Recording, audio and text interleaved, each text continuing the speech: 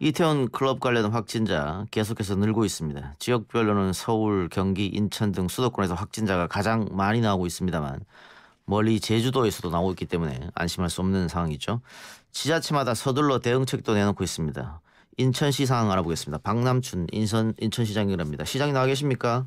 예, 안녕하세요. 박남춘입니다. 네. 예, 현재까지 인천시 내 이태원 클럽 관련 확진자가 몇 명이나 되죠?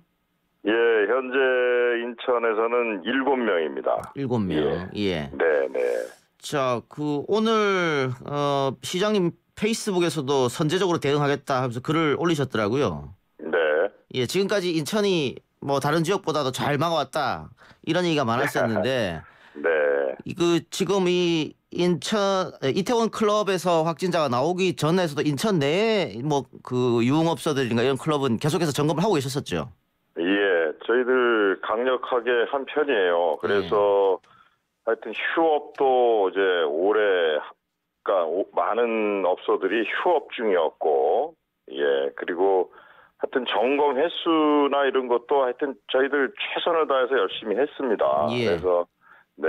근데 뭐 이번 건은 뭐 인천시에서 발생한 게 아니기 때문에 네. 지금 그러면 인천에서 할 수 있는 그 조치가 어떤 것들이 있습니까? 예, 지금 인천에서 그러니까 사실 어제 그 경기도가 그 집합 금지 명령을 예. 발동하자마자 이게 풍선 효과가 있거든요. 예. 유흥업소라는 게 서울 경기는 닫는다 그러면 인천은 그 영업을 하는 상태라면 그분들이 다 이리 오실 확률이 있잖아요. 그래서 그럴 가능성도 있죠. 예, 예. 예, 그래서 우리 인천에서도 즉각적으로 집합금지 명령을 어제 8시가 저녁 8시부로 발동을 해서 1068개 업소에 대해서 집합금지 명령을 내렸습니다. 예. 네.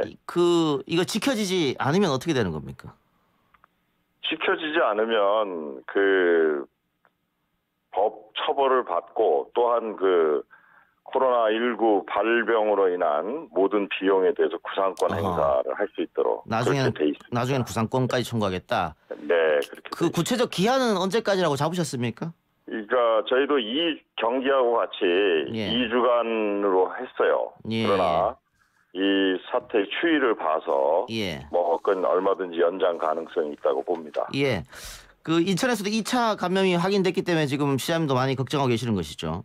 네, 그렇습니다. 우리 인천에서도 아까 7명이 확진자가 있다고 했지 않습니까? 예. 그중에 이제 4명이 2차 감염자예요. 그러나 이제 아직까지 다행인 것은 3차 감염은 없는 걸로 이제 현재까지는 파악이 되고 있습니다. 예, 보통 그러면 확진자의 가족들이 2차 감염된 겁니까? 예, 거의 가족들이죠. 예. 그러니까 또는 같이 무슨 운동을 했다든지 한 사람들. 근데 지금 문제는 이태원 클럽 방문자 중 상당수가 연락이 안 된다고 하는 점인데. 네, 그렇습니다. 특히 이제 휴대폰 번호를 허위 기재했기 때문에 연락이 안 된다. 그래서 서울시 같은 경우에는 받지 않으면 나중에 뭐 벌금을 물리게 하겠다. 그래서 빨리 받아라 이렇게 얘기하고 있는데 인천은 어떻게 하고 계십니까? 인천은 사실 출입자 명단이나 이런 거를 전부를 저희는 통보받지는 못했어요. 그래서 현재 질병관리본부와 서울시가 이제 주관이 돼서 거기에 이제 명단을 근거로 해서 이제 다각도로 지금 아마 명단을 확보하는 노력을 하고 있을 겁니다. 그러나 저희들도 이 카드 사용 내역이라든지 그 당시 시간에 이태원 지역에서 쓴 내역이라든지 이런 걸 확보를 하고 있고 또 우리 인천시의 각 군수구청장 뭐 이렇게 재난 문자나 이런 걸 또 뿌려가지고 4월 말서부터 5월 6일까지 이태원의 지역을 방문하셨던 분들은 자진해서 와서 검사를 받아라. 그러면 신분에 대한 개인정보 보호도 해드리고 이제 검사를 원활하게 받을 수 있도록 해드리겠다 하고 계속해서 지금 반복적으로 지금 알려드리고 있어요. 그래서 현재 사실은 531명가 확진자 접촉자라든지 또는 이태원 클럽에 방문하셨던 일반 분들 해서 지금 현재 531명이 검사를 지금 받은 상태입니다. 예. 네. 근데 뭐 시장님 말씀하신 것처럼 이 이태원 클럽이 성소수자들이 많이 가는 곳이다 이렇게 알려지면서 내가 보건소 같은 데 가서 검사를 받으면 또 이게 내 정보가 알려질까 걱정해서 안 가는 사람도 있는 것 같아요. 네, 근데 그 특정 집단에 대한 예. 편견이나 이런 것이 작용하면 안 됩니다. 예, 이런 예. 이 감염병 사태에서는 예. 이 감염병 차단하고 그 시민을 안전하게 지키는 것이 목적이 되어야지 누구의 예. 책임으로 밀고 이렇게 되면은 예. 그거는 방역에 아주 치명적 요소가 될 수 있어요. 예. 그렇기 때문에 이거는 뭐 개인에 대한 보호 이런 걸 철저히 하면서 어떻게 해서든지 아주 신속하게 속도가 가장 중요하거든요. 이 예. 문제는 신속히 검사를 받을 수 있게 그렇게 계속 그 유도를 해야 된다고 생각합니다. 예. 근데 지금 문제가 됐던 클럽이나 뭐 룸사롱 같은 유흥업소 그 출입할 때 자신의 성함과 자신의 이름과 전화번호를 쓰게 돼 있는데 다들 혹시나 뭐 자신의 신분이 알려질까 봐 거짓 전화번호를 쓰거나 이러지 않습니까? 네, 네. 그래서 이거 그 조금 더 강력하게 신분증으로 뭐 이름을 확인한다거나 이런 조치가 필요하다 이런 얘기도 있는데 이것도 혹시 지자체 명령으로 할 수 있나요? 예, 그게 이제 그 우리 지자체에서 할 수 있는 그 명령의 종류가 집합 금지 명령이 있고 예. 그때는 아예 출입이 통제되는 상황이 되는 거고 그보다 이제 약한 조치가 이제 집합 제한 명령을 내릴 수가 있어요. 예. 그때는 그 업주가 출입자를 대상으로 해서 신분증 확인하고 연락처 기재 등을 철저히 준수하도록 그 명령을 할 수 있습니다. 예. 그래 그렇게 이제 할 수 있는 경우가 있는 거죠. 예. 그리고 또 하나 지금 그 이제 코로나19가 조금 잠잠해 간다 그러면서 학생들이 개학을 준비하고 있었는데 네. 지금 이태원 클럽발 확진자들이 자꾸 나오면서 연기해야 된다 이런 얘기가 있습니다. 여기는 어떻게 보고 계십니까? 예, 그러니까 지금 사실은 이제 그 감염자 중에서 이제 무증상 감염자들이 이제 문제가 되는 거거든요. 예, 그리고 예. 현재 3,000명이 넘는 분들이 이게 연락이 원활히 이루어지지 않고 있는 게 문제거든요. 예. 그래서 이것은 하여튼 지금 현재 그 교육부총리하고 우리 방역당국인 질병관리본부하고 지금 수기를 하고 있는 것 같은데요. 예. 하여튼 많은 학부모님들께서 걱정을 많이 하고 계시는 것 같습니다. 예. 네. 그런 충분한 논의를 거쳐서 조금 더 논의를 해봐야겠다. 네, 예. 결정을 해야 한다고 생각합니다. 예. 수도권 병상을 공동으로 활용하는 방안도 마련하겠다고 했는데 이건 어떤 뜻입니까? 예, 그러니까 지금 현재 이 가장 우리나라 인구의 절반이 여기에서 살고 있잖아요. 그렇죠. 그래서 이런 집단 감염이 일어나서 만약 100명 이상의 확진자가 막 동시에 발생될 경우에는 이 서울, 경기, 인천이 병상의 운영이라든지 대처를 공동으로 하자 하는 거를 오래전부터 지금 논의해 오고 있습니다. 질병관리본부와 함께. 예. 그래서 그런 그 긴급 상황에 대비한 그런 계획을 수립해서 시민들의 안전을 지킬 것입니다. 예. 요양병원과 정신의료기관에 대해서도 준수사항 행정명령을 발령했는데 이건 어떤 겁니까? 예, 이번에 사실 저희 아주 그냥 밤잠 꼬박 못 자고 예. 지샌 경우가 있었어요. 예. 이 5월 4일 날 그 이태원에 다녀오신 분이 5월 5일 날 우리 인천 서구에 있는 그 정신의료기관에 예. 입원을 하신 거예요. 어허. 예, 근데 이제 그분을 그때 당시에 3층 격리실에 입실을 시켜서 발열 체크도 하고 했는데 무증상 상태였어요. 예. 근데 이게 어머니께서 그 입원하신 그 분의 어머니께서 자기 아들이 이태원에 방문했던 방문 경력이 있으니 검사를 해달라 이렇게 신고가 왔답니다. 예. 그래가지고 5월 8일 날 그 검사를 했어요. 예. 그랬더니 양성이 나온 거예요. 아하. 그러니까 이게 뭐냐면 지금까지는 거기에 이제 유증상자들을 예. 입원시킬 때는 검사를 의무화했는데 예. 이런 분 같이 증상이 없는 분이 입원할 때는 이제 조치가 없었던 거예요. 그래서 예. 제가 어저께 예. 그 중대본에서 이런 그 정신의료기관이나 요양병원에 입원하시는 새로운 환자나 예. 또 간병인들에 대해서는 의무적으로 이 코로나19 검사를 받도록 하자 하고 인천은 어제 그거를 아예 명령을 해버렸어요. 예, 행정명령을. 예. 그래서 지금 이제 그렇게 하기로 했는데 오늘 또 중대본에서 그걸 잘한 결정이라고 보셨는지 그 발생하는 비용의 50%는 건강보험에서 어허. 예 조치해 주겠다 예, 예. 이렇게 결정을 예. 해주셨습니다. 예. 특히 이 요양병원과 정신의료기관 집단 발병 문제는 대구에서 한번 겪었던 거기 때문에. 아유, 그럼요. 예. 그리고 아주 이거는 뭐 치명률을 높이는 그 곳이라서 예. 예, 이제 좀 철저히 관리할 필요가 있어서 그래서 놀라셨군요. 어제 저희 어제 저희는 집합금지 명령과 함께 이러한 요양병원이나 정신의료기관에 대한 입원자나 간병인 그에 대해서 그 의무 검사를 알겠습니다. 하도록 예. 그렇게 명령했습니다.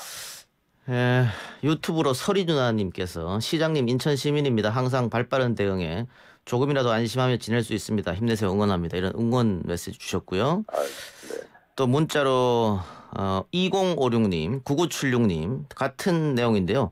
세 자녀를 둔 인천 시민입니다. 시장님 인천시는 왜 재난지원금 안 줍니까? 이런 의견입니다.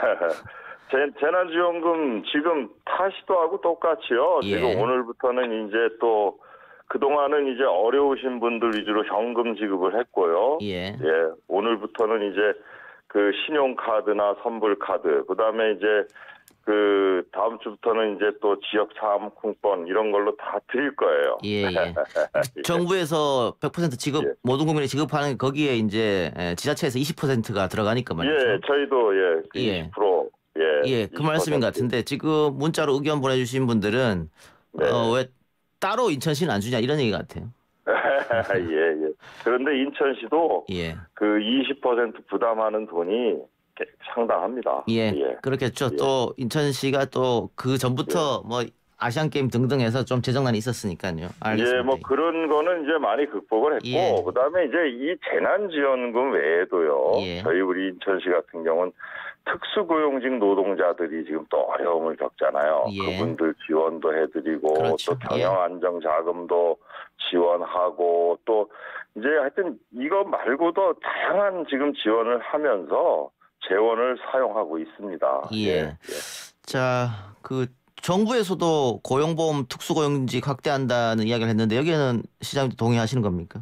네, 저는요. 그게 왜 그러냐면 그 일은 뭐 저는 오래전부터 그 주장을 했어요. 그게 이제 북구라파에 보면 이제 덴마크나 이런 아주 그 복지 국가 중에서도 아주 굉장히 그 강력한 그 복지 정책을 시행하는 나라들이 채택하는 건데 이게 왜 필요하냐면 앞으로 우리 4차 산업혁명으로 이제 넘어가면서 자동화 기계화되는 그 쪽에서 일자리를 잃게 되시는 분들에 대한 상당한 안전망이 될 거라고 저는 봅니다.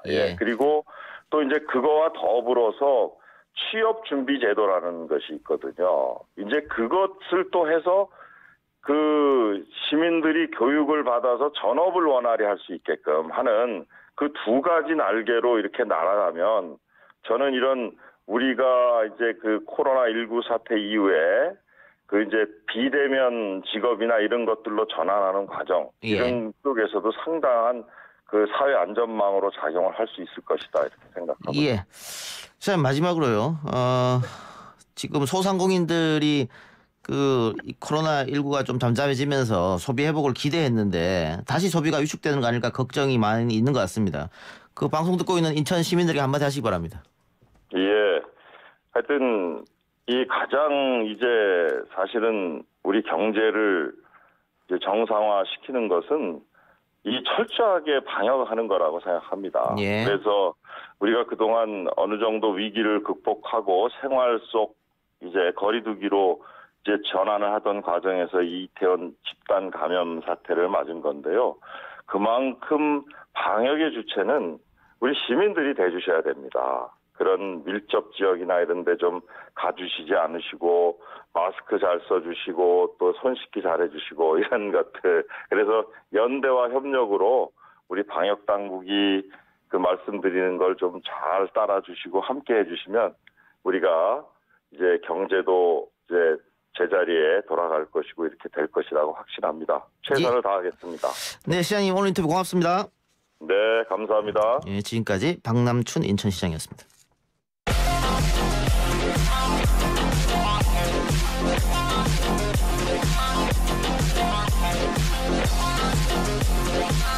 오늘 나온 뉴스들을 언박싱해드리는 기자 언박싱. 오늘은 주간경향 이한희 기자 나왔습니다. 어서 오십시오. 네, 안녕하세요. 잠잠했던 코로나가 이태원 클럽 이후 확진자 증가하고 있는데 먼저 신규 확진자부터 알려주시죠. 네, 오늘 0시 기준 신규 확진자 35명으로 나왔고요. 이 중에 해외 유입 사례는 6명 뿐이었고 나머지 29명은 모두 국내 발생입니다. 지난주까지만 해도 제가 2-3명 발생했다 이렇게 말씀드리면서 그 2-3명 모두 해외에서 온 해외 유입자다 이런데 되게 이렇게 상반된 모습이고요. 이태원 클럽과 이제 강남 수면방을 중심으로 수도권 확진자가 늘고 있고요. 이제 이태원 클럽 관련 확진자가 어제 오전까지는 54명이었는데 어젯밤에는 75명으로 늘었습니다. 예, 2차 감염 이야기도 많이 나오고 있어요. 네, 인천에서 이태원 클럽 방문한 뒤에 코로나19 확진을 받은 30대 남성으로부터 80대 외할머니가 감염됐습니다. 클럽을 방문한 뒤에 가족들과 함께 이제 저녁 식사 자리를 가졌는데 이때 감염된 것으로 보이고요. 또 서울에서도 이태원 클럽을 다녀온 남성과 그 어머니가 확진 사례를 받은 사례가 있고요. 지난 8일에도 이태원 클럽 방문했던 동생과 그 누나가 동시에 확진 판정을 받았습니다. 물론 추가 집계가 필요하긴 한데 이제까지 이태원 클럽 방문 확진자로부터 2차로 감염된 가족이나 지인의 비중이 20%가 넘는다고 합니다. 예, 제2의 또 신천지 사태가 나오는 게 아니냐 걱정하는 분도 계시는데 그래서 계약 문제는 어떻게 됩니까? 계약이요? 네, 원래 이제 예정대로라면 모레인 수요일부터 고등학교 3학년을 시작으로 이제 순차적으로 등교가 실시될 예정이었는데요. 유은혜 교육부 장관이 어제 SNS에서 학생 안전이 최우선이라는 원칙에 변함이 없고 여러 가능성 두고 판단하겠다라고 했는데 등교 이제 연기 가능성을 시사한 것으로 이해하면 될 것 같습니다. 조현 서울시 교육감도 이제 등교 계약 일주일 미루자라고 교육부와 방역 당국에 제안을 했고요. 고3 등교 예정일이 이틀밖에 안 남았기 때문에 아마 내일까지는 연기 여부가 발표될 것으로 보입니다. 지금 청와대 국민청원에는 등교 계약을 미뤄달라는 청원에 현재 16만 명 가량이 찬성했습니다. 예, 조금 더 지켜봐야겠네요. 그 문제는. 네. 어제 문재인 대통령 취임 3주년 특별연설이 있었는데 특히 전 국민 고용보험을 추진하겠다라고 얘기했고 오늘 관련해서 국회 환경노동위원회가 열렸는데 방금 속보가 들어왔습니다. 통과가 됐네요, 법이. 네, 그렇군요. 네. 구직 촉진 수당도 지급하겠다. 여러 가지 이야기들이 지금 나오고 있는데 어쨌든 대통령이 어제 얘기했고 환경노동이 열려서 통과를 했고 빠르게 진행되는 것 같습니다. 네, 오늘 오전에 환경노동위원회 열렸고요. 이제 오늘 오전까지만 해도 사실 통합당이 큰 취지에는 동의를 하지만 재정 건정성 때문에 좀 논의를 해봐야 된다 이런 입장이었는데 다행히 통과가 됐네요. 네. 저소득층부터 아마 구직 촉진 수당이 들어갈 테고 비정규직, 프리랜서 아마 이쪽에서 아마 더 많은 사람들이 혜택을 받지 싶습니다. 네, 저소득층이나 비정규직 그리고 특고라고 하는 특수고용 노동자들에 한해서 6개월간 월 50만 원씩 정도를 지급하는 내용입니다. 예. 재난지원금 신청은 오늘부터 시작인 거죠? 네, 오늘부터 이제 신용카드와 체크카드로 재난지원금 받는 경우에 그 카드사 홈페이지와 모바일 앱을 통해서 신청이 가능한데요. 오늘 오전에 홈페이지 접속이 약간 지연되는 일도 발생했는데 지금은 다 복구가 된 상황입니다. 세대주 카드만 사용이 가능하기 때문에 이제 누리꾼들 사이에서는 이제 하나의 카드로 휴대전화에 앱 카드를 깔아서 그거는 세대주가 사용하고 실물 카드는 세대원이 사용하면 된다. 이런 팁들이 공유되고 있고요. 다만 신용카드의 경우에 연체를 했을 때 사용이 중지된 상태라면 해당 카드로는 지원금 받을 수가 없습니다. 그래서 신용카드뿐만 아니고 선불카드로도 받을 수 있으니까요. 네네. 그래서 상품권으로 수령할 수도 있고. 네, 그렇습니다. 네. 네, 오늘부터 이거 공적 마스크랑 마찬가지로 생년을 끝자리 하고 이제 요일하고 맞추는 거잖아요. 네. 오늘은 1일이니까는 그러면은 1이랑 6이요. 1이랑 6, 월요일은 1이랑 6. 내일 화요일은 끝자리가 2나 7 생년월일. 네, 그리고 생년이죠. 생년 갖고 하는 거죠. 네. 태어난 연도를 기준으로 하시면 되고요. 그리고 주말에는 그 연도 상관없이 다 신청하실 수 있습니다. 8월 31일까지 쓰셔야 합니다. 네. 다 쓰셔야 되는 거고. 근데 이 지원금이 나오자 일부 자영업자들이 판매 가격을 올렸다, 수수료를 더 받는다. 그리고 재단 기본 소득으로 결제를 할 경우에 부가세 10%더 내라고 한다. 이런 이야기가 있었는데 경기도가 처벌해 놨었다고요? 네, 이재명 경기도지사가 지역화폐 차별 제보가 쏟아지자 신고 매장 단속하고 세무조사하겠다는 입장을 밝힌 바 있습니다. 며칠 안 됐는데요. 근데 실제로 단속을 했고요. 단속 결과 이제 재난기본소득 카드에 대해서 부가세 명목으로 10% 추가 요구한 업소 9곳, 그리고 결제 수수료 명목으로 5%에서 10% 가량의 웃돈을 요구하거나 또 같은 물건이라도 더 높은 가격을 이제 요구한 업소 6곳, 총 15곳을 적발을 했고. 고요. 경기도는 이들 업소에 대해서 재난지원금 신용카드 감행 그리고 지역화폐 감행 취소시켰습니다. 매출 조작 여부에 대해서 세무조사 들어가겠다고 밝혔고요. 그래서 뭐 사실 이번 지원금이 영세 상인들이 코로나19로 인해 어렵다 이래서 조금 나온 측면도 있거든요. 근데 정작 당사자들이 자기 입속만 챙긴다 이런 비판이 나오고 있네요. 이해가 안 되네요. 그 부가세는 물건에 벌써 새겨서 매겨서 나오는 건데 그렇죠. 또다시 네. 부가세를 달라는 게 좀 이해가 안 되는 건데 오히려 또 어떤 매장에서는 재단 기본소득으로 결제를 하면 10% 정도를 할인해 주겠다. 그래서 네티즌들이 저기 저 가게 가서 물건 팔아서 혼내줘야겠다. 화제가 되기도 하던데 네. 이 생각을 좀 바꿔볼 필요가 있을 것 같아요. 그렇습니다. 지난주부터 논란이 있었습니다. 일본군 위안부 피해자인 이용수 할머니가 정의기억연대가 후원금을 피해 할머니들에게 제대로 쓰지 않았다. 이렇게 해서 파문이 일었고. 그런데 오늘 정의기억연대가 반박 기자회견을 열은 거죠? 네, 그렇습니다. 오늘 정의기억연대가 기자회견 열고 2017년부터 이제 기부 수입이나 뭐 이런 내역들을 밝혔는데요. 그 3년간 2017년부터 3년간 기부 수익은 총 22억이라고 합니다. 이 가운데 41%인 뭐 9억 1천만 원 정도를 피해자 지원에 썼다고 설명을 했습니다. 예. 왜 모든 후원금을 피해자 지원에 쓰지 않았냐 이런 물음에 대해서는 그 정의기억연대의 단체 설립 취지가 피해자 생활만을 목적으로 하지 않기 때문이다. 이렇게 답했고요. 실제로 뭐 수요 시위나 기림 사업, 장학 사업, 뭐 전시 사업 이렇게 총 12개 사업을 하고 있기 때문에 다른 사업에도 돈이 들어간다는 겁니다. 오늘 정의기억연대는 대외 협력 사업, 박물관 사업, 뭐 홍보 사업 이런 사업별 지출 내역 공개했습니다. 알겠습니다. 자, N번방 시초로 불리는 용의자 갓갓은 드디어 체포가 됐고요. 이제 구속영장을 신청했다고 하니까 거기에 나온 대로 조사를 하고 신상이 공개될지 말지는 결정될 거고요. 네. 기자와 현직 검사장, 검언 유착 의혹이 일었던 채널A의 기자 오늘 검찰 출석했네요. 네, 서울중앙지검 형사 1부가 이모 기자를 불렀는데요. 다만 피해자 신분의 조사는 아닙니다. 압수수색물 관련 디지털 포렌식 작업을 창간시키기 위한 것인데요. 뭐 아시다시피 지난달에 이제 채널A 기자의 자택을 압수수색할 때 좀 논란이 일었지 않습니까? 동료 기자들이 스크럼 짜고 저지하면서 압수수색에 좀 어려움을 겪었고요.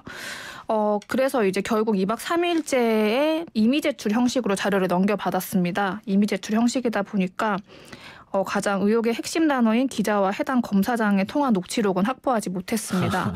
네, 그래서 뭐 검찰은 오늘 뭐 조만간 이 기자 다시 불러서 해당 검사장과의 유착 의혹은 물론 또 취재 과정에서 채널A 윗선이 개입했는지 이런 것들 추궁할 계획이라고 밝혔습니다. 알겠습니다. 오늘 기자 언박싱은 여기서 마무리하고요. 예, 속보가 하나 들어왔네요. 코로나19 재확산 우려 때문에 고3 학생들의 개학이 일주일 연기됐습니다. 원래 5월 13일부터 개학 예정이었습니다만 5월 20일로 일주일간 연기됐다는 소식을 전해드리고요. 다른 학년도 순차적으로 연기가 됐다고 합니다. 기자 언박싱 수고했습니다. 네, 감사합니다.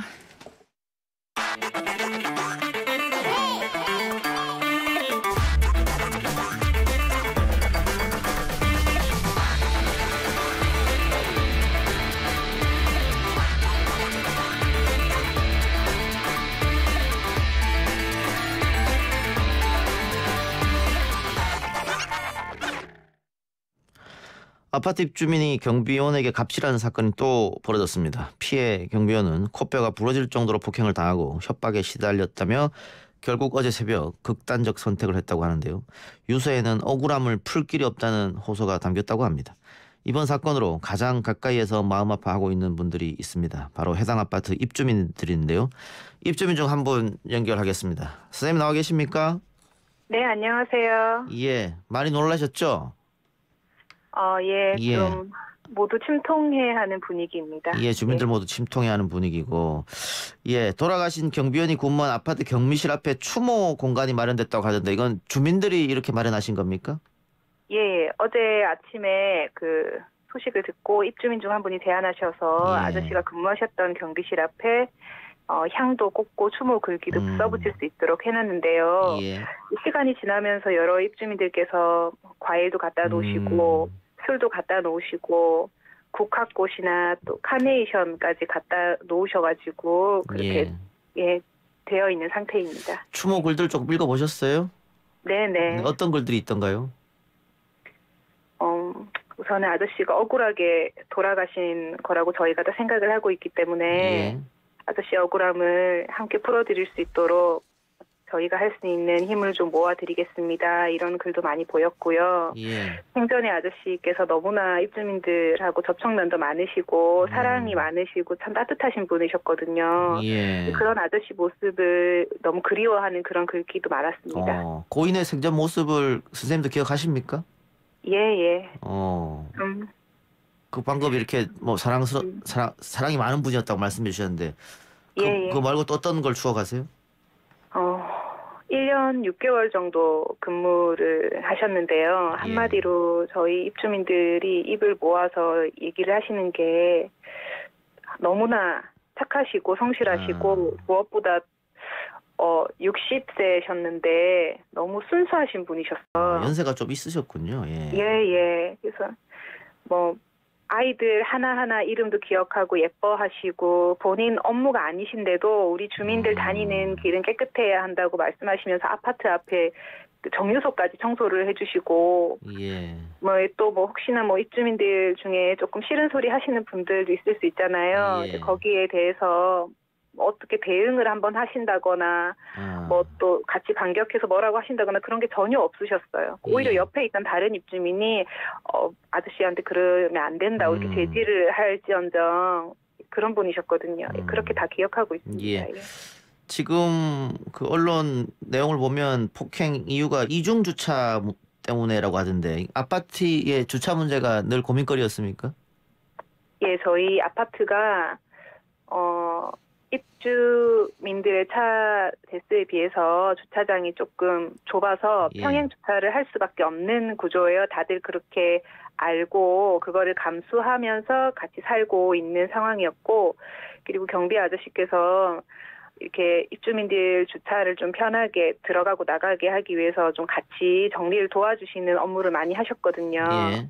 그래서 입주민들 간에 평행 주차 문제 서로 조금 갈등이 있을 수 있지만 그런 부분은 좀 감수하고 같이 지내는 그런 상황이었어요. 예. 평행 주차를 할 수밖에 없다고 하면 이게 늘상 일어나는 일일 텐데 그 가해자분은 왜 그렇게 화가 났을까요? 평행 주차를 평상시에도 많이 평행 주차 안 해도 되는 그런 일반적인 주차 자리가 있어도 평행 주차를 많이 해놓으신다고 하더라고요. 들어보니까 본인 차를 만지지 말라고 이전에 얘기를 하셨나 봐요. 근데 이제 아저씨께서는 이렇게 차를 조금 평행 주차된 차를 조금 자리를 조정을 해야지 빈자리에 다른 차가 들어올 수 있고 또 다른 차가 나가야 되면 그 차를 좀 옮겨야 되고 이런 통상적인 업무를 하실 수밖에 없는 상황이잖아요. 본인이 차를 만지지 말라고 해서 여기가 단독주택이 아닌 이상 그럴 수는 없는 상황이었거든요. 무리한 요구죠. 그거는. 무리한 요구를 했다. 알겠습니다. 예. 이 사건 이후로 혹시 그 가해자의 입장이나 이런 거 들어보신 적 있습니까? 없습니다. 없고요. 예. 공개적으로 사과라든가 이런 것도 없었고. 없습니다. 예. 입주민으로 대표해서 어떤 말씀을 드리고 싶어요, 그 사람한테? 그분께요? 예. 사실 저희 입주민들은 그런 본인 개인적인 그런 이기적인 마음으로 그 경비 아저씨께 화풀이를 하고 무리한 요구를 하고 갑질이잖아요. 예. 행패를 일삼고 이렇게 했던 부분을 나중에 듣고 너무 충격을 받았어요. 어떻게 그럴 수가 있나. 공동주택에 살면서 서로 배려하고 예. 이해하고 살아가는 게 당연하다고 생각해 예. 왔는데 저희는 예. 예, 경비 아저씨께서 너무 힘드셨겠다. 그래요. 예, 그런 생각을 했습니다. 예. 그래서 예. 예, 마지막으로 뭐 하실 말씀 있으면 하시기 바랍니다. 저희가 이번에 이제 제가 인터넷에 글을 올리고 했던 그런 이유도 아저씨께서 너무 그런 대응을 좀 공포감에 휩싸이셔가지고 대응을 잘 못하시고 희망을 잃으시고 극단적인 선택을 하셨다고 저희는 이해를 했거든요. 예. 그래서 저희 입주민들도 아저씨를 추모하는 것과 함께 예. 저희가 할 수 있는 어떤 뭐 증거라든지 증언이라든지 나중에 필요한 법적 대응의 그런 부분을 같이 좀 도와드리고자 노력을 좀 끝까지 할 생각입니다. 예. 알겠습니다. 오늘 인터뷰 고맙습니다. 예. 예, 감사합니다. 지금까지 입주민분의 이야기 들어봤고요. 이어서 전문가로부터 대책 들어보겠습니다. 노동건강연대 유성규 노무사입니다. 노무사님. 예, 안녕하십니까. 예, 저 돌아가신 아파트 경비원 입주민 얘기를 지금 들어봤는데요. 경찰 수사를 지켜봐야겠습니다만 현재까지 밝혀진 유서 등의 내용에 따르면은 폭행 또 폭언, 그러니까 갑질이 그 극단적 선택을 하는 원인이 된 거 아니겠습니까? 예. 근데 지금 뭐 직장 갑질 혹은 아파트 경비원 상대로 입주민이 터뜨리는 갑질 계속해서 나왔던 문제인데 이게 근절되지 않은 이유는 어디에 있을까요? 예, 이런 사건을 접하게 되면 많은 청취자분들이 왜 제대로 항의하고 예. 왜 대들지 못했을까 이런 생각들을 하시는데요. 예. 이 아파트 경비원들의 고용 구조를 보면 이분들이 왜 제대로 된 항의조차 못하는지 이해가 됩니다. 예. 이분들은 대부분 그 입주자 대표회의와 이 용역계약을 체결한 용역회사 소속이고요. 이 용역회사도 이제 단기 계약을 체결합니다. 입주자 대표회의들이랑. 예. 그러다 보니까 이 아파트 경비원들 계약직들이죠. 그러니까 그 경비원들이 고용되어 있는 회사조차도 자기들도 언제 입주자 대표회의로부터 계약이 해지될지 모르는 상황인 거고 예. 또 이 경비원 분들은 그보다 더 열악한 거죠. 계약직이기 때문에 예. 회사로부터 언제 계약이 해지될지 모르는 상황인 거고 이런 상황에서 입주자들이 뭔가 항의를 하거나 하면 제대로 항의하기가 어려운 거죠. 입주자 대표가 또 바뀌면은 그러면 전부 또 교체될 수도 있는 문제고 그런 거네요. 그렇죠. 그 입주자 대표회의가 이제 물론 계약 기간은 준수하겠지만 뭐 그 이후에 우리가 계약을 연장하지 않겠다 이래 버리면 사실은 이 회사도 또 이 경비원분들도 다 고용이 불안정해지는 거죠. 예. 그래서 그렇기 때문에 아파트 경비 업무만 하는 것이 아니라 뭐 청소도 하고 주차를 하는 것도 하고 뭐 심지어는 뭐 쓰레기 좀 버려달라 이런 부탁도 듣고 있다고 하는데 이게 사실은 예, 경비업법 위반이긴 하지만은 그 입주민들이 부탁하면 안 들을 수 없는 구조다 이 말씀이죠. 그렇죠. 그 회사들조차도 이런 일이 벌어지면 그 부당하고 억울한 일이라는 걸 압니다. 근데 예. 자기가 고용한 그 경비원들에게 참으라고 하는 수밖에 없는 거예요. 예. 그리고 심지어는 이제 입주자들의 눈치를 보면서 같이 이제 가해행위를 하는 경우들도 있습니다. 막 부단 존버를 한다거나 뭐 징계를 한다거나 예. 입주자들이 강하게 요구하는 경우에는 막 부당해고를 한다거나 예. 그 회사조차도 이제 자기들의 그 고용이라든가 계약 관계를 유지하려고 이제 가해자 입장에 서는 경우들도 꽤 있죠. 예. 이번 사건의 경우는 어떻습니까? 뭐 산재 같은 거 받을 수 있나요 혹시? 예, 뭐 사건 내용을 보니 사실은 이분이 이런 극단적 선택을 하게 된 게 기본적으로 업무상의 극심한 스트레스와 불안감 이런 것들이 원인이 되었다는 게 여러 가지 증거와 증언들로 확인이 되고요. 예.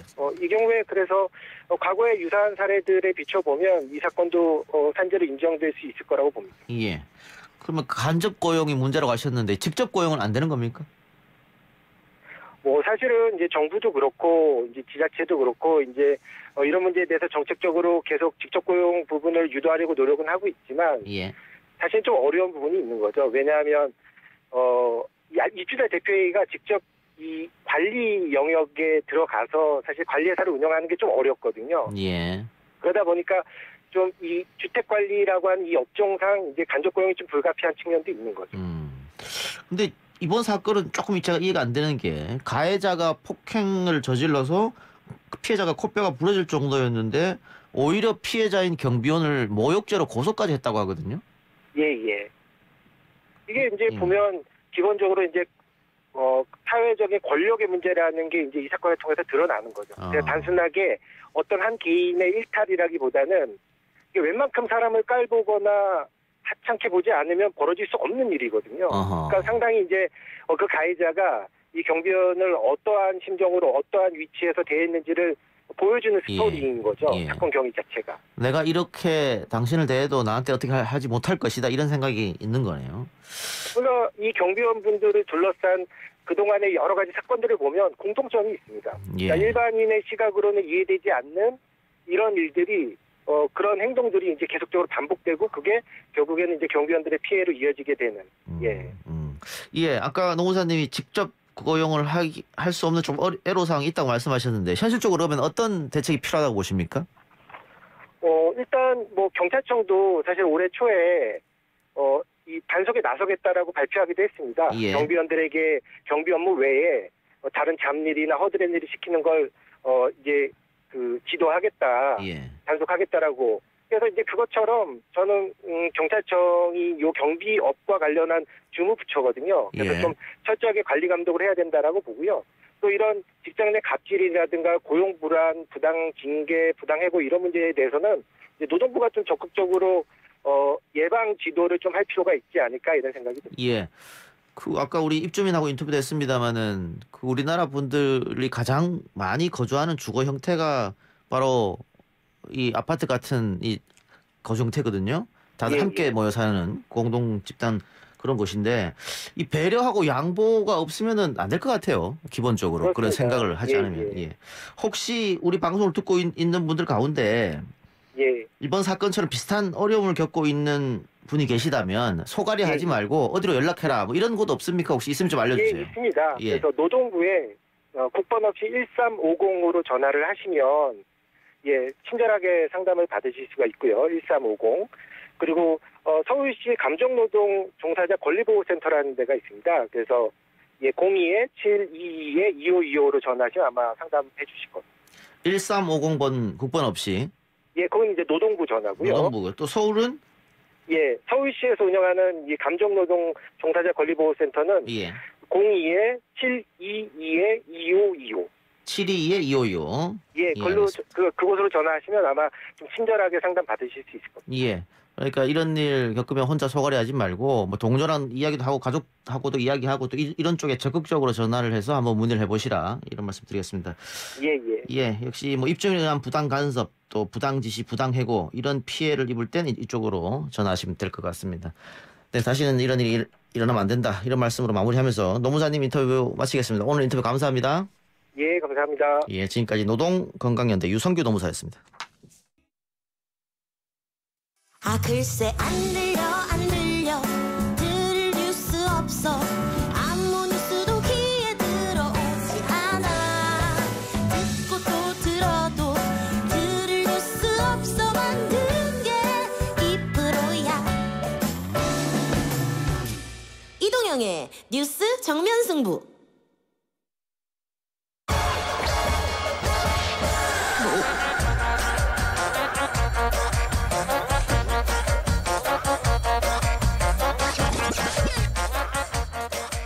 YTN 뉴스 FM 이동의 뉴스 정면승부 3부 시작합니다. 3부는 온갖 문제 연구소로 문을 열겠습니다. 시사 이슈, 한 가지 명확한 이슈보다는 온갖 이슈가 연결돼 있죠. 월요일은 통제되지 않는 집단지성으로 그 온갖 문제의 실마리를 풀어보겠습니다.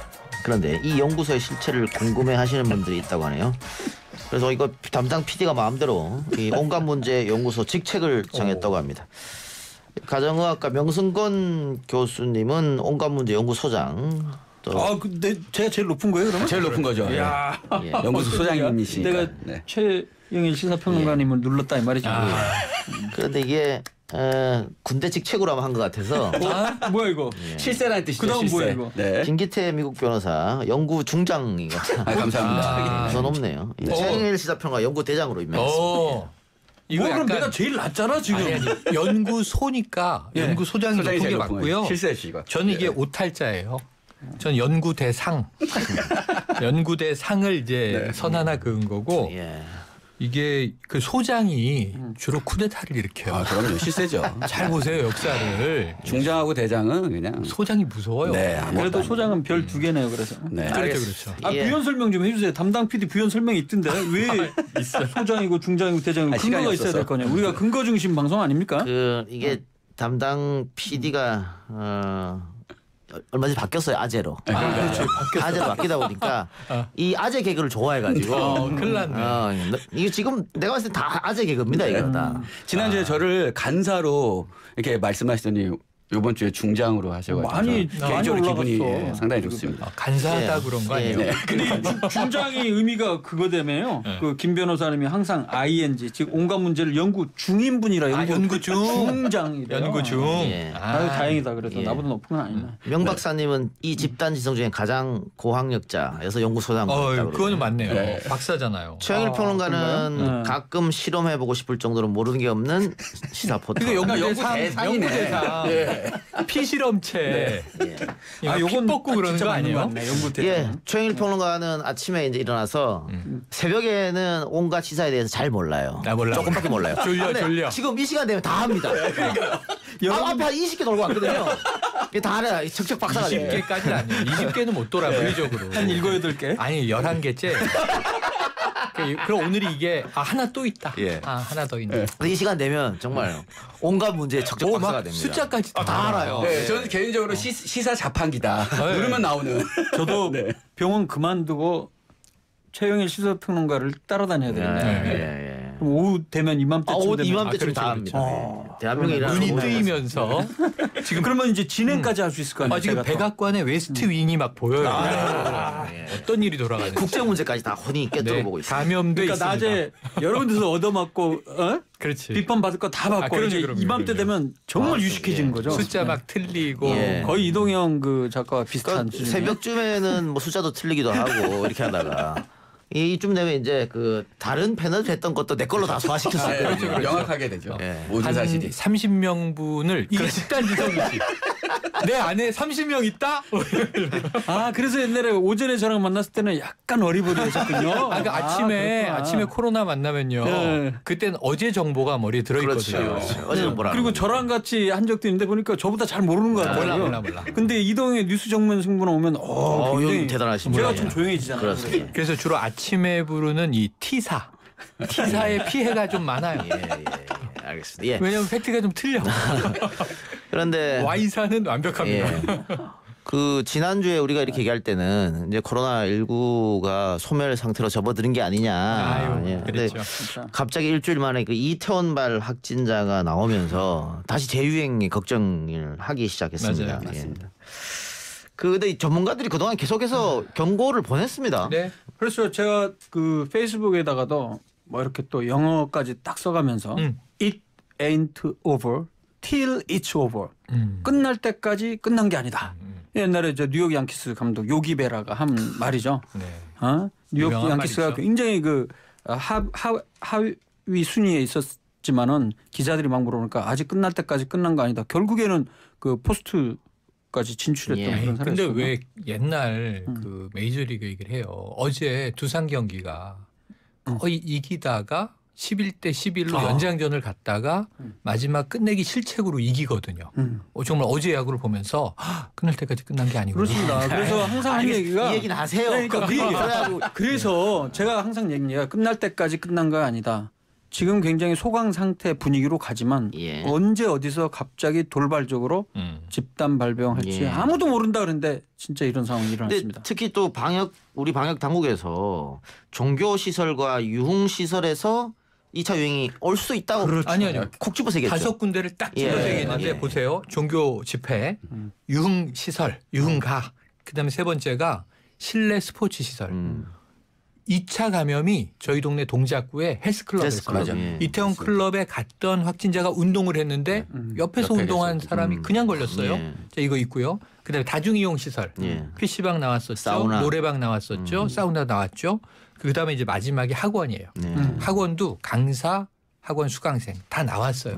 그러니까 이 5군데가 지금 위험 시설이에요. 그렇죠. 근데 방역 수칙을 지키는 한 이제 생활 방역에서는 이용할 수 있다라고 풀었는데 이용을 해도 지금 이태원 클럽은 네. 몰려도 너무 몰렸습니다. 거기다가 예, 유흥시설 그때 지난주에도 말씀드렸지만 유흥시설은 이 방역을 아무리 지킨다고 하더라도 이거는 감염을 막기에는 좀 불가능하지 않나라는 역부족이죠. 생각이 네. 들고요. 그때도 말씀드렸듯이 방역 수칙에 그 유흥시설에 들어가는 사람들은 이름, 전화번호, 주소, 뭐 발열 증상 뭐 이런 거 다 기입을 마스크. 하지만 그 정보를 제대로 적는 사람이 과연 몇 명 있을까라고 요번에 나왔죠. 말씀을 드렸는데 요번에도 한 2천여 명, 뭐 3천여 명이 거의 뭐 허위 정보를 천여에서 3천여 명은 갭이 네. 너무 크잖아요. 그러니까요. 여기 딱 봤는데 그러니까 네. 5,517명이 이 접촉 가능자, 이 시설 이용자로 분류가 네. 됐는데 2,400여 명은 통화가 됐고 검사를 받고 있어요.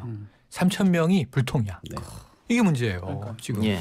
우리 저 최평론가님은 오전만 하더라도 사실은 5개 중에 2개에서 3개만 알고 있었어. 근데 오후가 되니까 5개를 다 알게 되고요. 그렇죠. 지금 숫자도 한 자릿수까지. 오전에는 김기태 변호사랑 비슷하게 막 2, 3천개 막 했는데 지금 숫자가 딱 예. 정확히 그러니까 나와요. 이게 저녁에 눈이 뜨이는 남자.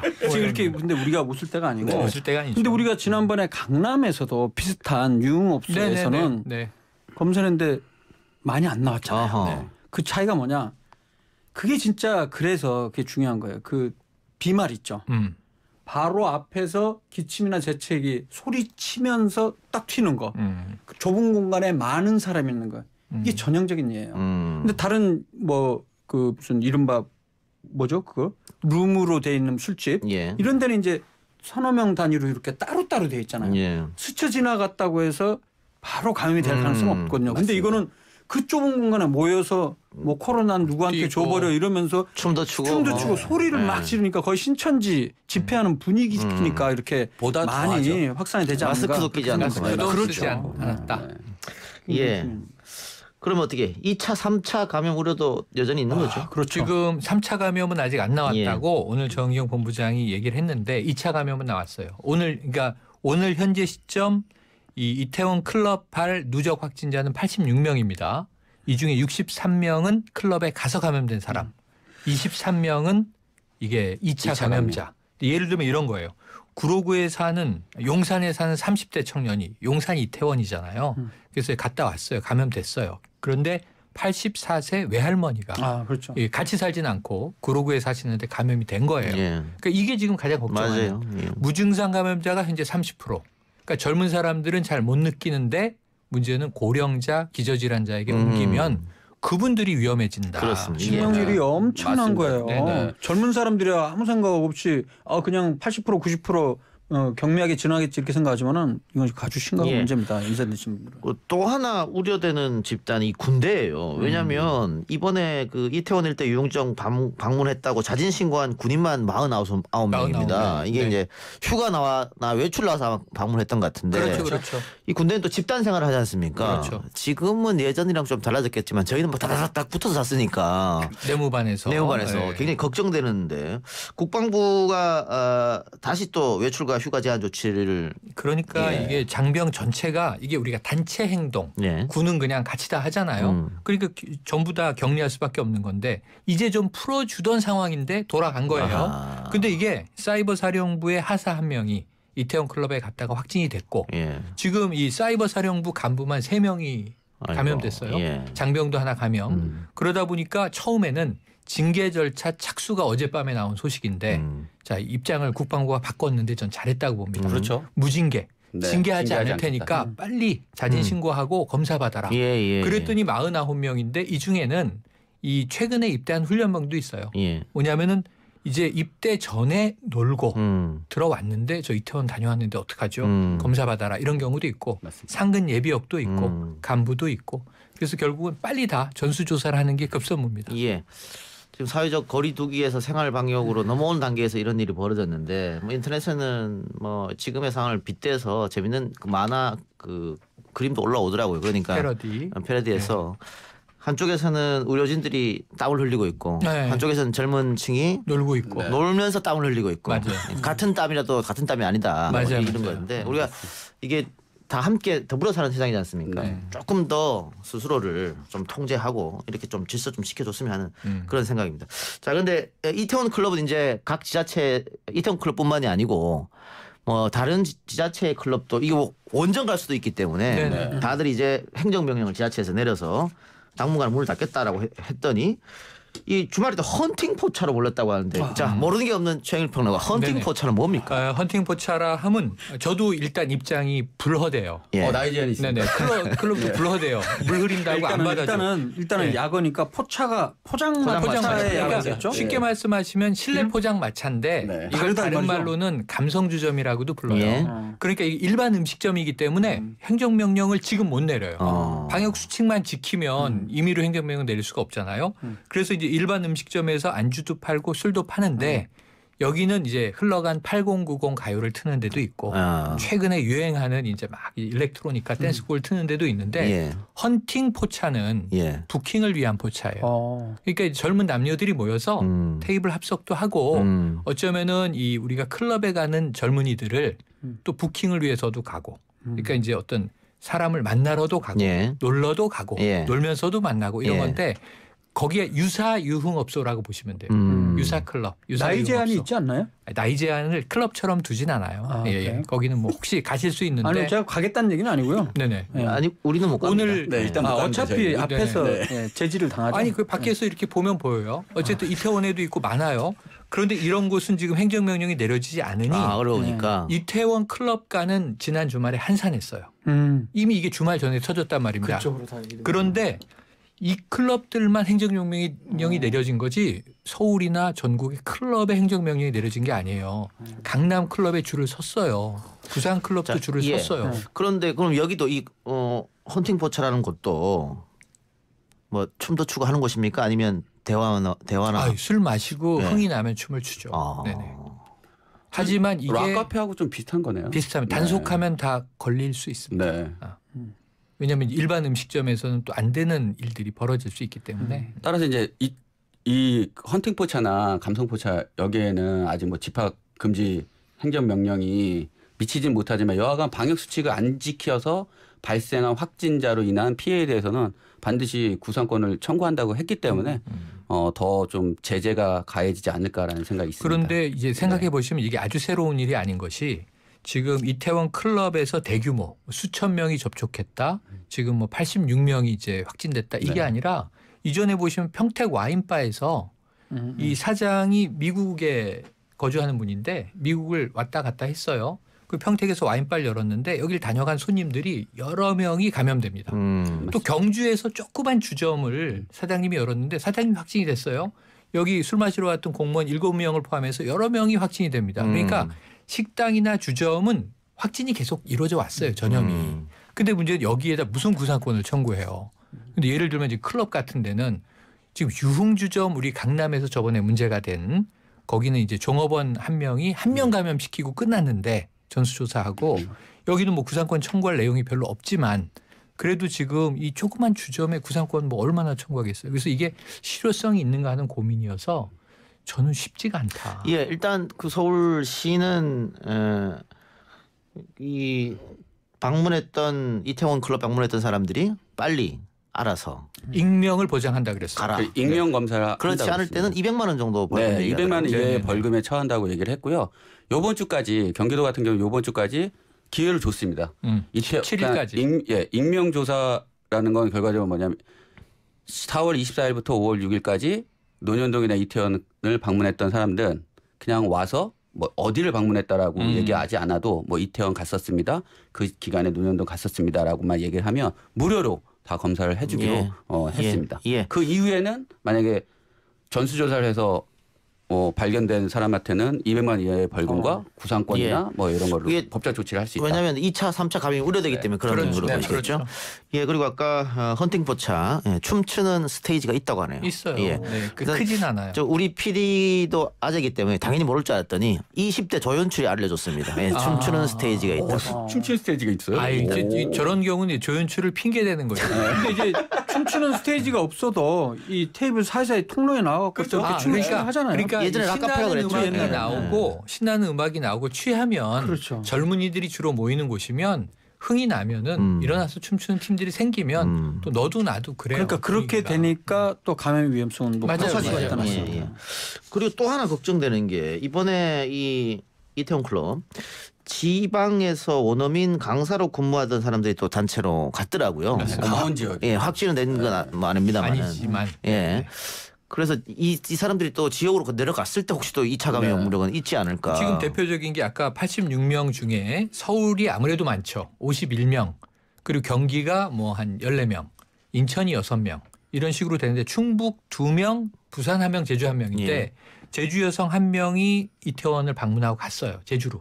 황금 연휴가 끝나고. 직장인인데 출근을 했어요. 피부과? 피부 관리사예요. 피부 관리사. 예. 근데 이제 접촉한 사람이 사흘 동안 144명.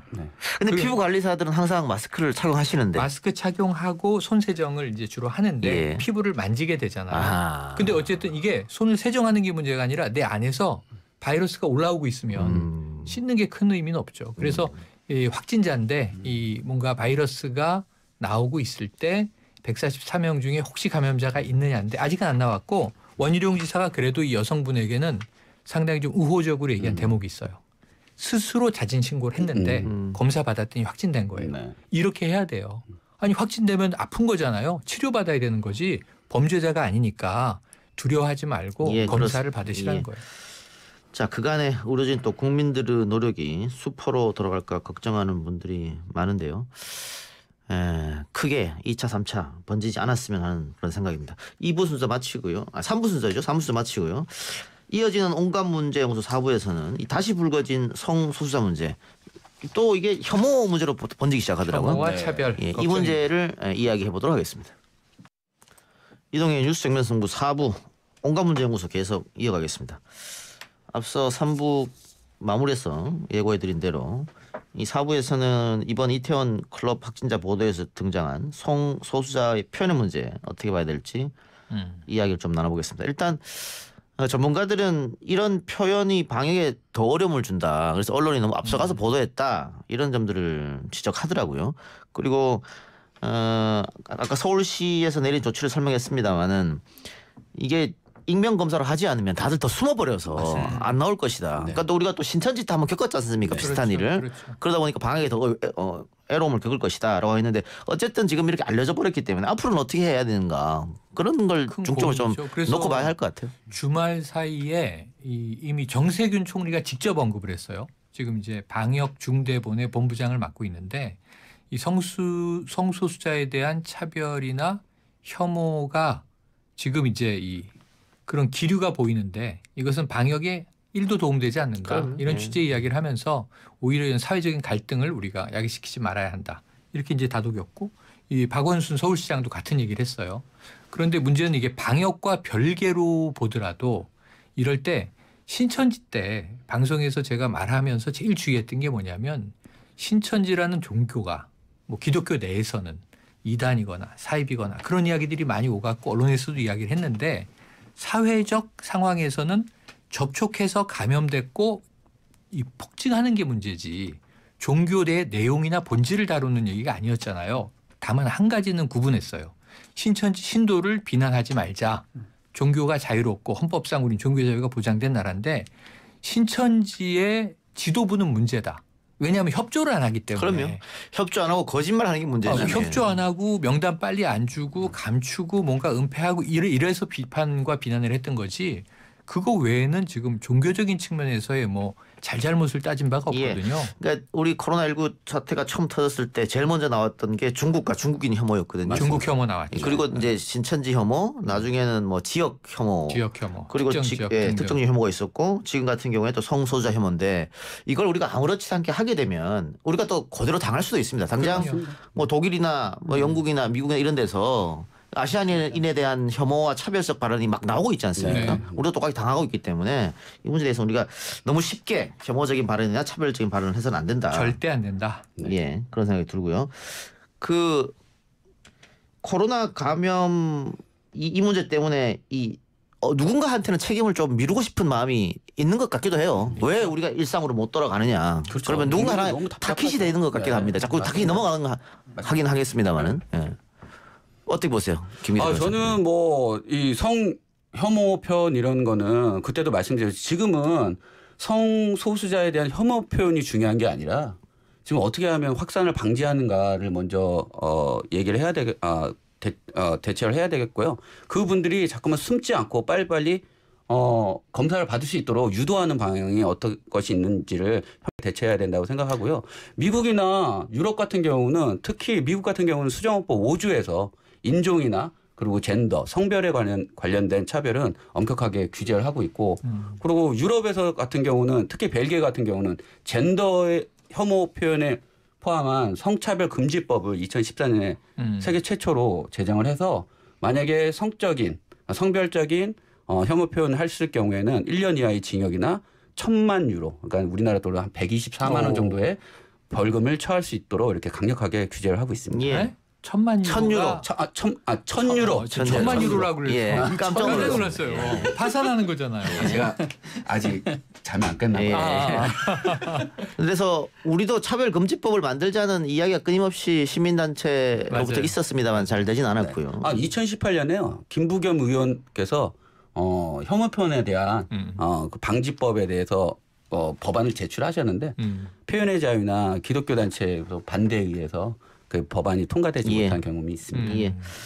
그 병원에서도 환자들을 그 특정 질병을 갖고 있다는 이유로 좀 차별하거나 혐오하는 의료진들은 그렇지 않겠습니다만 그런 경우가 있죠. 그렇죠. 이제 가장 대표적인 게 바로 에이즈 아닙니까? 에이즈 원인은 막 동성애자들끼리 잘생기는 병이다 이렇게 좀 오해를 하고 있거든요. 그러니까 이 혐오 같은 경우도 질병과 관련한 거는 결국엔 무지에서 이런 혐오가 기인하는 거 아닌가 그런 생각이 듭니다. 실제 최근 연구 결과를 보면 예를 들어서 우리나라 1년에 한 10,000명 이상 그 에이즈 환자가 발생을 하면 물론 그중에 동성애자가 반 이상이 된다는 보고가 있지만은 또 한 30-40% 가까이는 이성 간의 관계에 있어서도 생기는 게 또 많거든요. 근데 그 많은 사람들 머릿속에는 에이즈라는 거는 동성애 때문에 생기는 거다. 이렇게 잘못, 무지 이런 것들 때문에 편견을 갖게 되고 혐오까지 이어지지 않나 그런 생각이 들거든요. 마찬가지로 이번에 뭐 사실 코로나19라는 게 어떤 특정 성을 갖고 있거나 특정 집단만 생기는 건 전혀 아니거든요. 바로 밀접한 공간에서 비말을 통해서 감염하는 그런 조건들이라면 어느 집단에 생길 수 있는 것인데 아까 얘기했던 대로 그럼 누구한테 핑계를 좀 대고 싶은 거죠. 근데 그런 심리가 있다는 거죠. 과거에 또 나환자분들도 그렇죠. 굉장히 혐오와 차별을 받았지 않습니까? 그래서 다른 표현의 용어를 쓰면서 맞습니다. 돌 던지고 그랬잖아요. 그렇죠. 그래도 그 이 지역 사회에서 빠져나와서 다른 데서 단체 생활을 하게끔 만들었고. 맞아요. 그렇죠. 그리고 이제 겉으로 보기에도 질병 자체가 좀 이제 좀 뭐 일반 사람들이 보기에는 좀 사실 그렇잖아요. 보기에 좀 뭐 피부 병변이나 이런 것들이 이른바 좀 징그럽다고 느끼기 때문에 더 그렇게 혐오적으로 이렇게 그런 문화가 생기지 않나 그런 생각이 듭니다. 이상한 소문도 만들어내고 말이죠. 확인되지 않은. 그게 다 결국에는 이제 무지에서 비롯되는 것이죠. 그런데 이게 확대하면 우리 사회의 차별과 혐오 문제가 아직도 저는 해결이 안 됐다고 보는 게 그냥 아주 보편적으로 이 장애인들이에요. 더불어 생활하는데 불편해하는 사람들이 많고 그걸 자꾸 이제 적대시하는 쪽으로. 근데 이제 전 사회학을 전공했으니까 보면 인간 사회 전략은 2개밖에 없어요. 내 편이면 포용한다. 내 편이 아니면 배제한다. 그러니까 포섭이냐 배제냐. 인간 관계 전략은 2개 중에 하나거든요. 그러니까 모르면 그냥 모르고 지나가고 아니면 무시하는 경우도 있겠지만 그래서 결국은 이게 우리가 차별이나 혐오는 적대시한단 말이에요. 근데 그들은 우리 공동체의 일원이란 말이에요. 똑같이 우리처럼 노동하고 요즘에 광고도 있잖아요. 세금 내고 그다음 그들에게 권리도 있고 의무도 있는 똑같은 존재인데 뭐가 그렇게 우월하다고 인간을 차별하고 혐오하나 하는 생각을 해보면 이번 기회에도 이게 좀 일시적인 코로나19는 지나가고 종식돼야 하는 거지만 이 참 바이러스가 무서운 게 인간 사회의 약점을 다 드러내고 있는 것 아닌가. 이런 때 우리가 좀 성찰의 기회도 갖자. 그래서 실제 이제 현대 사회는 이전에 그렇게 혐오하고 차별하던 그런 분위기에서 좀 많이 바뀌어가는 분위기고요. 의학적인 분야에서도 사실은 이전에 자신은 남자로 태어났지만은 여자라고 생각하는 사람들을 의학적인 질병으로 2013년까지도 성주체성 장애라고 불렀었어요. 젠더 아이덴티티 디스오더라고 해서 장애로 분류했었다가 그거는 너무 차별이다. 그래서 이제 아예 그냥 성 불쾌감 정도로 완화시켜서 질병명도 바꿀 정도로 많이 바뀌고 있습니다. 이런 상황인데 지금 이런 내용들을 관련해서 예. 어떤 핑계를 대고 누구한테 뒤집어쓰기 위해서 이렇게 혐오를 유발하는 이런 문제가 있고요.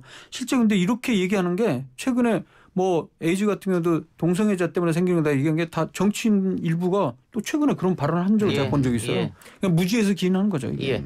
그러니까 이 차별 금지 또 동성애 관련해서는 틀린 것이 아니고 다른 것이다. 이게 진보적 가치 중에 하나인데 지금 코로나19 이 이태원 확진자 막 나오고 나서부터는 소위 말하는 인터넷 진보적 사이트에서도 뭐 특정 단어를 언급하면서 다 없애야 된다 이 사람들 뭐 이렇게 지금 혐오가 있어서 이게 과연 일시적 현상으로 그칠 것인가 좀 우려도 되는 그런 현상입니다. 근데 제가 하나 궁금한 게 있는데 일단 아까 우리가 농담식으로 우리는 못 갑니다 클럽에 나이가 좀 있어서 그래서 젊은 친구들이 많이 가는 곳이잖아요 클럽이라는 곳이. 근데 코로나19는 젊은 층 또 특히 어린 아이들은 잘 걸리지도 않고 뭐 걸린다고 하더라도 사망까지 이어지지 않는다. 이런 이야기가 있지 않습니까? 사실입니까? 클럽에서 코로나 개나 줘라. 우리는 죽지 않는다. 이런 구호가 있었는데. 그건 미국에서도 플로리다에서 이 개강이 늦어지니까 대학생들이 몰려서 똑같은 얘기. 코로나는 우리 얘기 아니다. 그러면서 놀았던 이제 세계적으로 좀 젊은이들의 보편적 현상 같기도 해요. 그런데 이제 우리가 좀 잊지 말아야 될 게 빈도상으로 봤을 때는 확실히 나이가 든 분들의 경우 사망률이 높아지는 게 치명률이 높지만 일반적인 경향입니다. 우리나라도 60, 70, 80대 사망률이 가장 높거든요.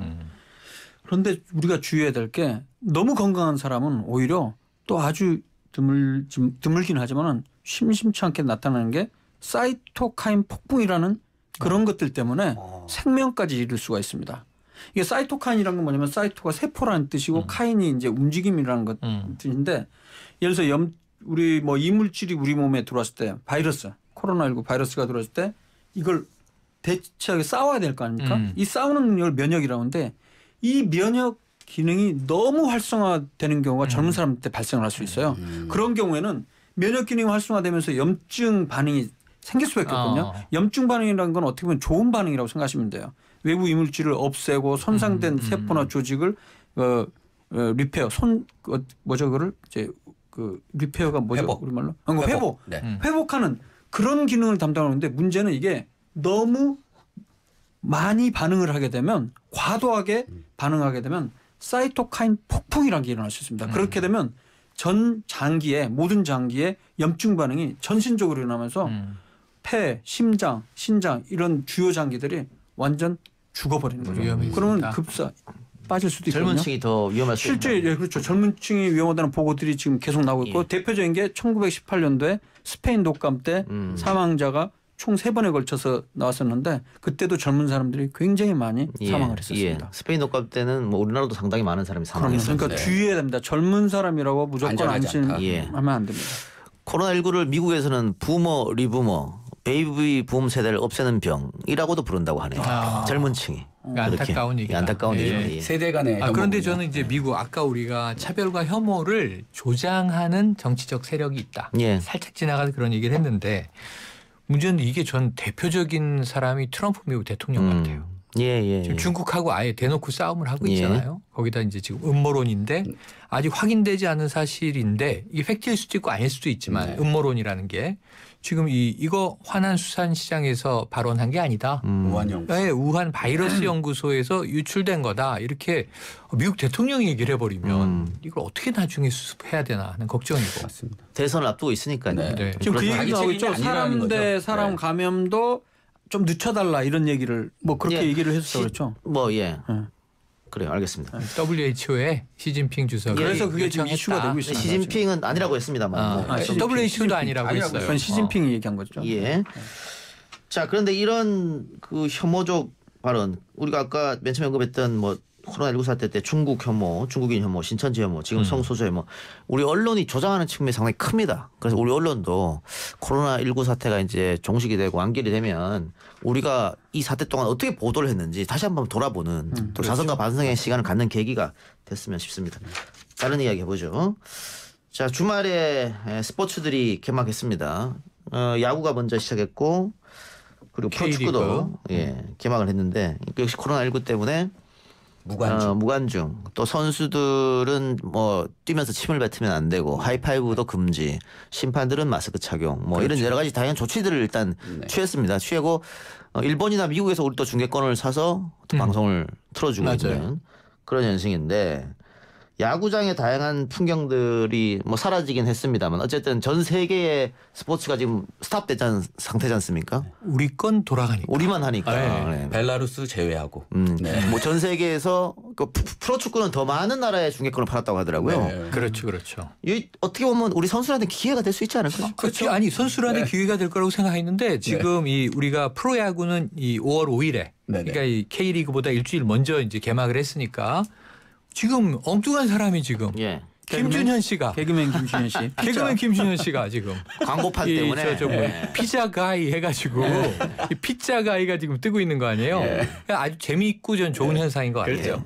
이런 에피소드를 만들어내야 이런 얘기도 있더라고요. 지금 뭐 한류 붐이 전 세계적으로 불고 있는데 이제 스포츠에도 아마 한류 붐이 불 거죠. K스포츠. 그 하나가 이제 배트플립. 예, 알겠습니다. 줄여서 빠던이라고 하죠. 빠던. 나 치고 배트를 던져버리는. 이거 미국은 그러면 배트 던지기. 큰일 나죠. 네, 그러면 미국은 그렇게 하면 바로 다음에 보복투가 날아오고 이제 벤치 클리어링이 되고 있긴 하는데 완전 무매너로 취급되는데 우리나라 아주 일상적으로 쓰니까 우리는 그걸 재밌어요. 즐기잖아요. 그래서 지금 미국에서 하는 이야기가 MLB 중계 또 관중수가 점점 줄어들고 있습니다. 점점 줄어들고 있고 그 NBA나 NHL에 비해서 점점 줄어들고 있고 평균 시청 연령대는 계속 올라가고 있다는 거예요. 그래서 이렇게 가다가 20, 30년 후에는 MLB를 아무도 보지 않는다. 그렇죠. 그 이유 중에 하나가 엄숙주의. 그 배트플립을 하면 큰일 나고 이런 거 있잖아요. 너무 예절을 강조하고. 그렇죠. 한국처럼 하자. 재밌다. 이런 식으로. 아침은 미국 애들이 많이 봤죠. 플립도 하고. 그리고 우리 이런 문화가 옮겨가는 건 아닌가 그런 생각도. 아니 그러니까 이게 재밌게 보다가 나쁘지 않은데 이게 좀 이 다수에게 공감이 되면 그게 트렌드가 되는 거잖아요. 그래서 저는 이게 우리나라에서 시작한 이러한 이 흐름이 충분히 메이저리그를 바꿀 수 있다. 그리고 저는 혼자 K리그 말이에요. 이 고민이. 지금 우리나라에도 EPL 팬들이 많은데 그 잉글리시 프리미어 리그가 멎어 있는데 지금 몇 경기 안 남았는데 시즌이 중단돼서 시간이 좀 더 흐르면 우승팀이 안 나올 수도 있어요. 우승팀이 없죠. 시즌 취소가 될 수 있어요. 그러니까 지금 저희 가족처럼 리버풀을 응원하는 사람들이 8경기 남았는데 우승컵이 코앞인데 지금 안타깝단 말이에요. 그래서 개인적인 생각은 어떤 생각이 드냐면 아니 좀 방역을 철저히 하고 비싸게 돈을 부과해서 영국 팀이 우리나라에 와서 경기하면 안 돼? 그러니까 경기장을 좀 대여를 해주면 돼요. 경기장, 숙소, 방역 시스템을 통째로 대여하고 비싸게 받아야지. 그 하는 김에 그럼 뭐 MLB까지. 그럼 비용은 많이 들겠지만 영국 팀들은 경기가 돌아가니까 흥행이 돼서 좋고 우리는 이 동네에서 이렇게 리버풀을 그냥 집 앞에서 보니까 좋고. 그러니까 실제로 미국이나 아닌가? 유럽은 지금 잠잠해질 기미가 안 보여. 중간에 내려갔다 다시 올라오고 정말 이건 진짜 못 잡고 있는 상황이거든요. 영국은 지금 상당히 위험하더라고요. 영국도 뭐 무관중으로 하면 열 수 있지 않을까 리그를. 쉽지 않아요. 지금 워낙 숫자가 많고 사망 횟수가 많은 상황에서는 할 수가 없을 거예요. 지금. 야구보다 축구가 좀 위험해요. 몸을 많이 부딪히기 때문에. 맞습니다. 그리고 응원 문화도 우리가 되게 독특하지 않습니까? 일단 이른바 치어리더? 그렇죠. 외국엔 치어리더 있는 경우가 잘 없으니까. 없습니다. 미국에. 수출이 되겠네요. 게다가 고등학교 때까지 있죠. 고등학교까지 있는데. 주로 미식축구팀을 중심으로. 미식축구는 있죠. 막대 풍선은 이미 수출했죠. 다 하고 있어요. 우리나라가 처음 시작했는데 그런 식으로 또 이 뭐 사직 야구장 같은 경우에 노래방 아닙니까? 세계에서 가장 큰 노래방 그런 것도 갈 수 있지 않을까. 또 뭐 술 먹을 수 있던가요? 맥주밖에 안 됩니다. 맥주밖에 안 되죠. 맥주. MLB요? 아니 그럼에도 불구하고 우리나라가 중국에서 이미 히트 상품이 치맥이에요. 치맥이 이제 미국 갈 수 있고 이게 코리안 스타일. 치맥 얘기하니까 또 갑자기 치맥이 땡기네요. 그래서 이게 프라이드 치킨의 원조가 켄터키가 아니다. 코리아다. 이렇게 되고 있는 거죠. 치킨도 가끔 팔고요. 미국에서는 그다음에 뭐 안주가 좀 다양합니다. 그다음에 나초도 많이 팔고 그다음에 뭐 땅콩 뭐 이런 것도 많이 팔고. 떡볶이 있어요? 떡볶이는 없죠. 매운 건 없습니다. 아니 그래 지금 아직 코로나 때문에 뭐 그렇습니다만은 우리 국민들이 굉장히 오랫동안 외출을 하지 않았지 않습니까? 맞아요. 근데 뭐 봄날들이도 하고 싶고 또 야구장 같은데 축구장 같은데 가서 뭐 푸른 잔디를 보면서 응원도 하면서 스트레스 풀고 싶은데 지금 못 하고 있고. 뭐 심지어 영화관도 못 가고 있으니까요. 근데 이제 지금 이런 얘기를 하면서 우리 이태원 클럽에서 갑자기 나와서 이게 혹시 세컨 웨이브 2차 대유행. 될까? 예. 2차 대유행 좀 우려를 하고 있는데 진짜 우려되죠. 근데 저는 또 한편으로는 그래도 약간 우려를 좀 덜하는 게 첫 번째 유행했을 때랑은 지금 상황이 너무 달라요. 우리는 이미 맞아요. 어느 정도 대응할 수 있는 능력을 갖추고 있고 국민들도 두세 달 동안으로서 잘 경험을 했습니다. 그리고 체계도 방역 체계가 갖춰져 있기 때문에 개인적으로 생각에는 그때 30일 확진자가 신천지에서 확 했던 거랑은 좀 상황은 다르지 않을까 아주 조심스럽게 얘기해 봅니다만 그리고 주의가 필요하죠. 예, 학교가 개학하기 전에 이런 사건이 또 발생함으로써 그렇죠. 좀 더 일주일 연기됐죠. 개학에 대해서 신중하고 그다음에 좀 방역 지침이나 이런 것을 더 준수하고자 하는 경각심이 더 갖추어지지 않았나 이런 생각도 합니다. 네.